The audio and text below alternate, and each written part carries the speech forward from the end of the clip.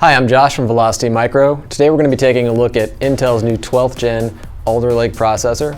We have one built up here in our Z55. This is actually an i5 12600K.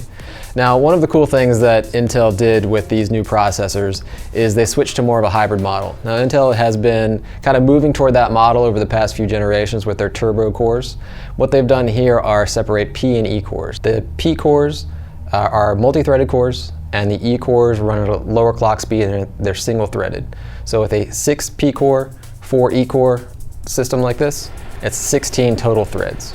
You've also got here with the new gen an upgrade to Z690. So we've got an Asus Z690 motherboard, RTX 3080, and DDR5 RAM. So DDR5 RAM can run up to 5200, 5400 megahertz. So that's a pretty huge jump up from DDR4.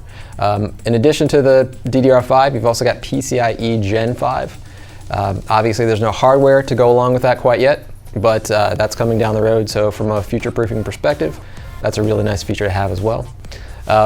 You know, in my opinion, I think this is one of the biggest kind of leaps in terms of hardware that Intel's made in quite a few years. And I think it's overall one of the bigger CPU launches probably since AMD's Ryzen, first gen Ryzen came out. So we're pretty excited about all of this. We're gonna run some benchmarks here and show you guys what it looks like. Today's the first day that we can actually release these benchmarks, so we're excited to share them.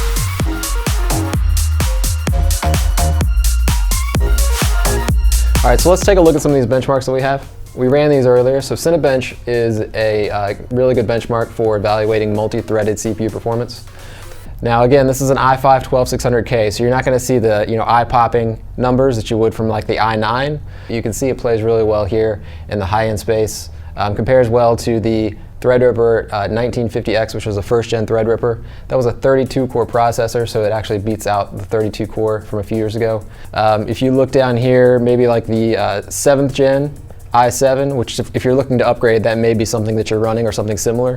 You're looking at performance gains of 2.5x over the i7 7700K. And then it also kind of plays well if you're looking more of the workstation class processor. It's in that class as well. Now we've seen these numbers on the i9 around 28,000, 27,000.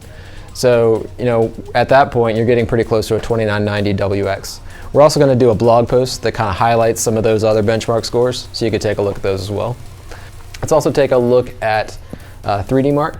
So 3D Mark is really good for evaluating gaming performance specifically. You can look at the CPU score and it's going to tell you exactly how your processor is performing in games. So a 13,000 score, I know there's not a whole lot of perspective here, but that's comparable to like a 5900X from AMD. And that's going to blow out of the water anything 10th gen, 9th gen, 8th gen Intel processor. So in terms of value, this i5, if you're looking for a value-based, more budget-oriented, you don't want to shell out the extra money for the i7 or the i9, that's a really good option. So that's it with the Z55 with the 12th gen processors. You can go to our website at velocitymicro.com to learn more. Always give us a call, and if you have questions, we're happy to help. Thanks a lot.